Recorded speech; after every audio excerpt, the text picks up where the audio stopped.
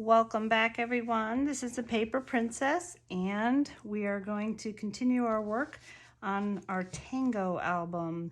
So this video will be page 5 because page 5 has a lot going on. I will do 6 and 7 in the next one, but I'm going to label page 5, turn it over, and label my page 6 so that when I come back, I know I'm facing the right direction. So set this aside for a minute, and I will give you your cuts for page 5. There's a fair amount going on. So let's start with A. A is 7 and 7/8 by 4 1/4. And if you have one of these rulers that shows the 16ths and the 8ths, that's fine.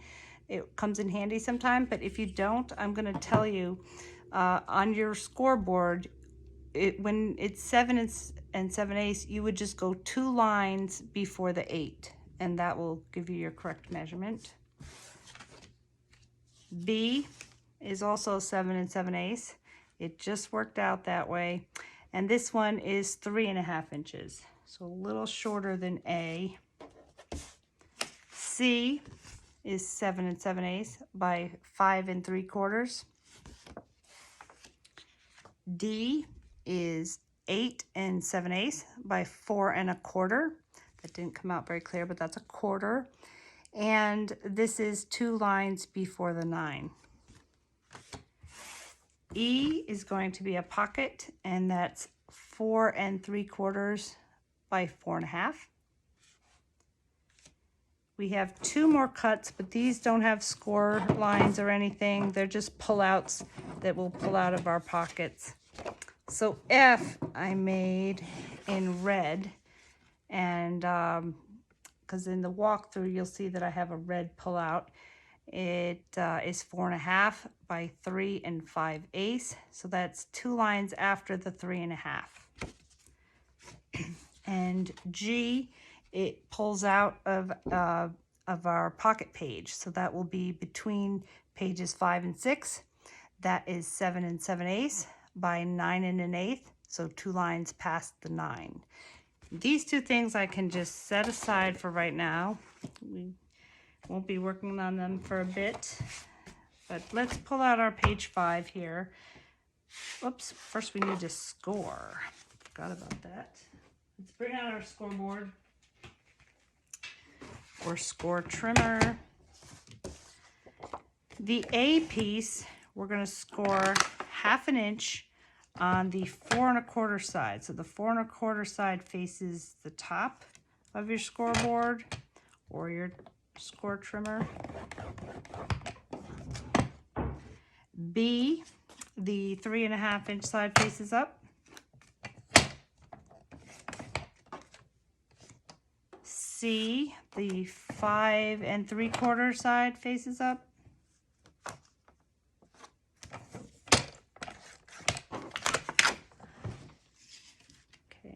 D.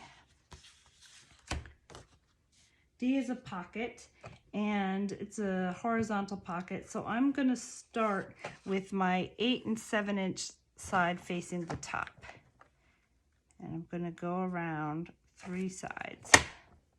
So 1/2 inch, turn it to the right, do another 1/2 inch, one more turn, another 1/2 inch. E is also a pocket, and we're going to start with the 4 3/4 inch side facing up. So I just want to make sure, because these are awfully close. Yes, that is the 4 3/4 side. I'm going to start with that facing up. This is going to go on top of one of our flaps.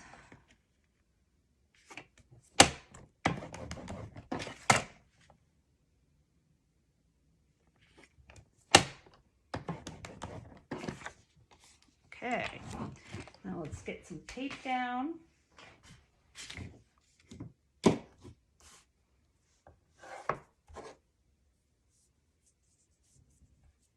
Might as well start with this pocket.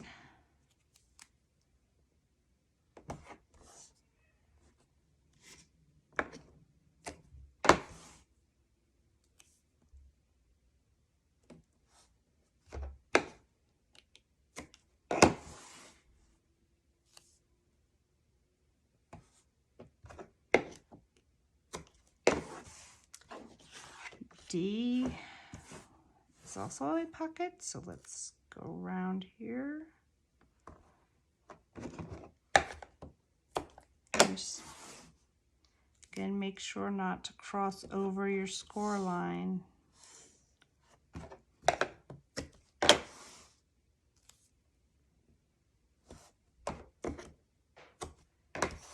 Okay, C.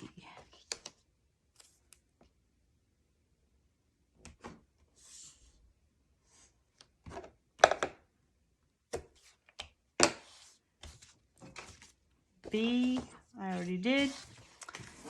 Use that same one for something else. A, right across here. Okay, I'm happy with that. So I'm going to press those down with my bone folder.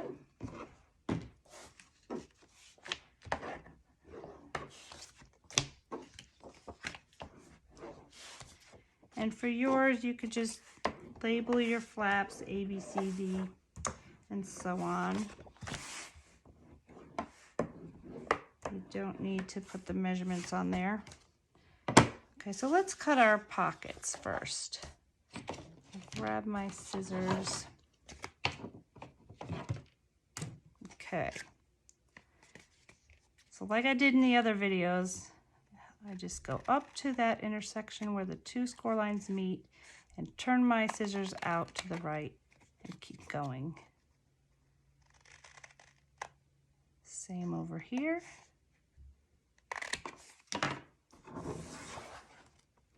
Okay, and we'll do that with our D pocket.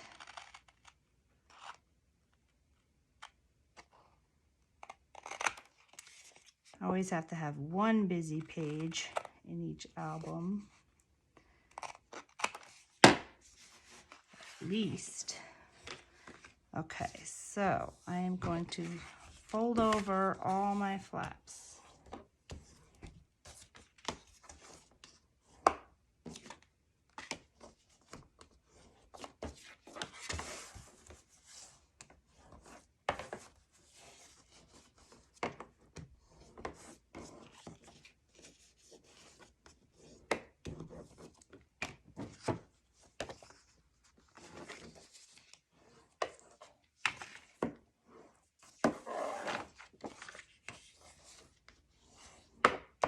Okay, now let's bring back our pocket page, and we have A and B going down first.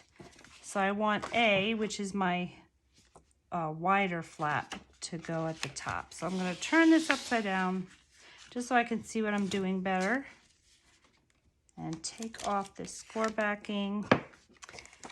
Now I'm going to position it left to right because that's my non-sticky side, and I can see that I have just like a 1/16 of an inch, really teeny space on both sides. I just want to make sure it's even on the page, and then I'm going to fold down that flap, use my thumbs as a guide, and put that flap not quite to the edge, but just leave a little bit of space.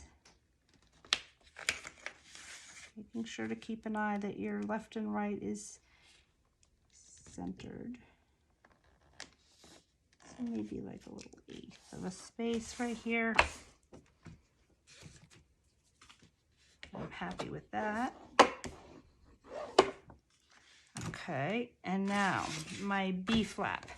Now that I know that this flap needs to go the other way, so I'm going to have my smooth side facing up, and I'm going to lay this down on top of flap A so that when we're done, this will be able to fold up, and then the whole, when you lift up, the whole flap will come up.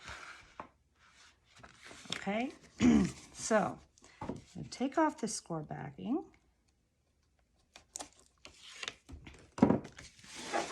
And let's turn it over. Like we did when we put these pocket pages together, I'm going to have this flap B pressed right up against flap A. I'm looking to the left and right, make sure they're lined up. And then when I have it all lined up, and I know it's right up against it, I'm just going to press this one side down, come over to here, and do the same thing. And there we go. Looks good. Okay. Okay, so now flap C is going to start right up here. So let's just, before I peel off the back, I want to make sure. Yes. I'm going to have it go right there. And it comes, there's a little bit of space showing here, but that's fine because that'll let everyone know you want to pull it up. So I'm going to leave a little space here too. So it's going to go up like that. Okay. If you want to corner around your bottoms, now would be the time. It's just a little easier before you glue it down. And when you corner around them, it kind of lets you know that this is something you need to flip and flap because it kind of looks like it's just part of the paper. So let's take off that backing.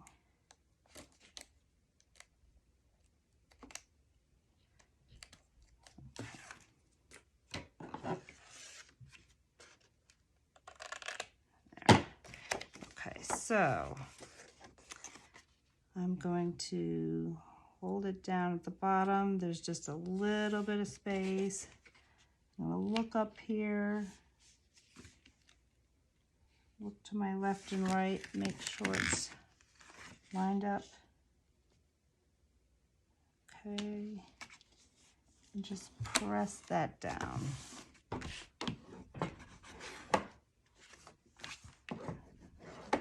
Okay, so underneath here we have a pocket, and that's going to be our D flap. I'm just going to lay it across, make sure it fits. Yes, it does. So now I can take my backing off.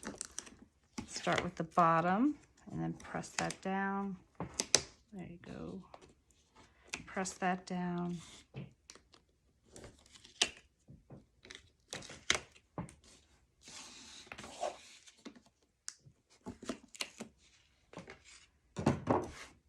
Okay, let's lay this down. Flush with the bottom. There's not much space on each side, just a smidge. Should be a definition for smidge. A 32nd of an inch.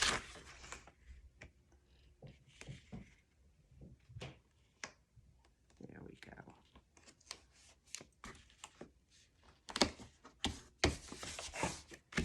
Okay, and I'm happy.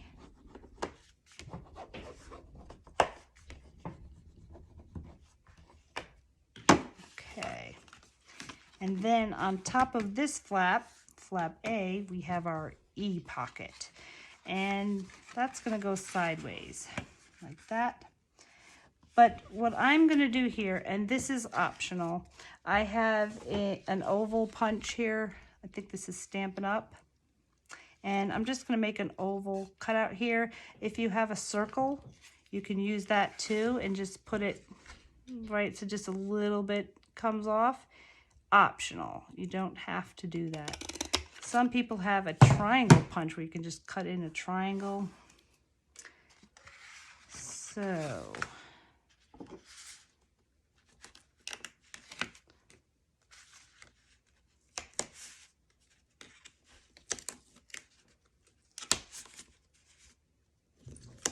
okay, so when I lay this down,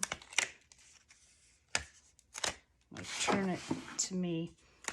I want to make sure that I have a little bit of space with that crease. That's where the B folds over. So right up to the edge. There's a little bit of space here just so that can fold over, and it can, so I can press that down.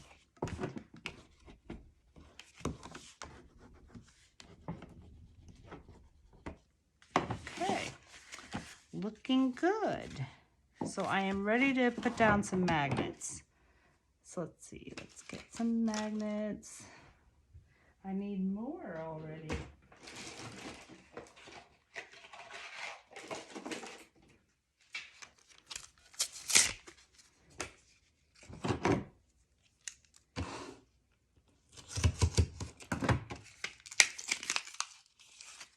Okay, so let's start with this flap B here. So I'm going to put my magnet on this top part up here, on the underside of flap B.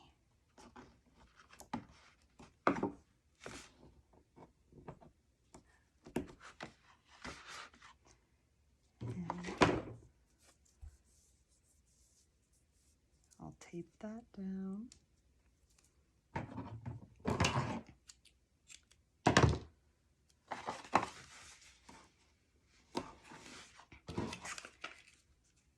We will put another magnet there. Okay, so let's see where this goes on top, right here. Okay, so I'll tape that down.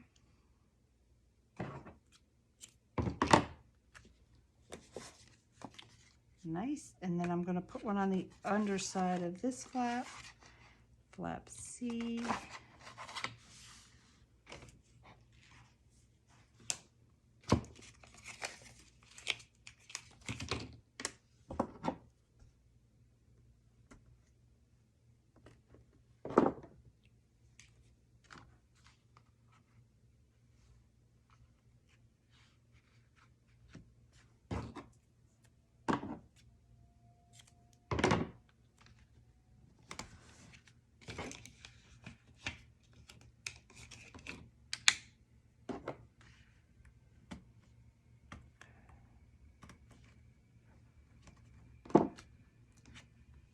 All right, that's going to land on top of our pocket.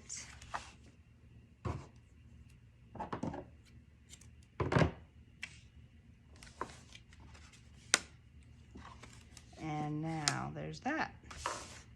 So that's not too bad. Now I'm going to be having, losing my voice again, a brad right here. So that's not going to interfere with that magnet. Made that magnet low enough. And there we go. If you want, as an option also, you could have two magnets here. And I might, I might do that. Hope you're not mad, but we just need to undo these two.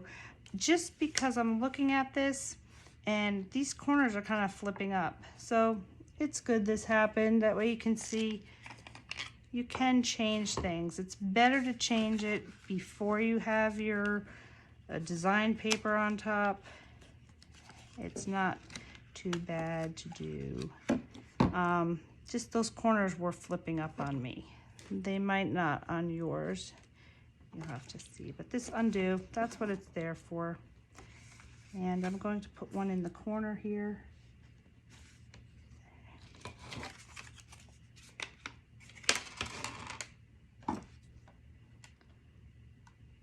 Sometimes you just gotta look at it, make sure you like it before you put your paper down.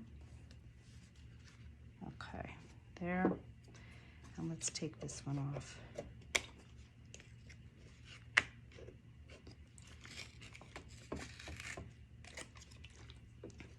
Okay. All right, so I'm gonna put that on. Well, you know what? Before I do that, I want to tape down. Let me tape this down.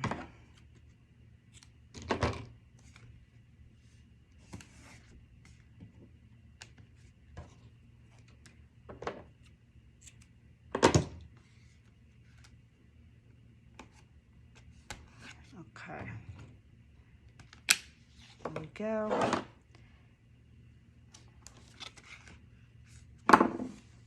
Let's fold those down. That looks better.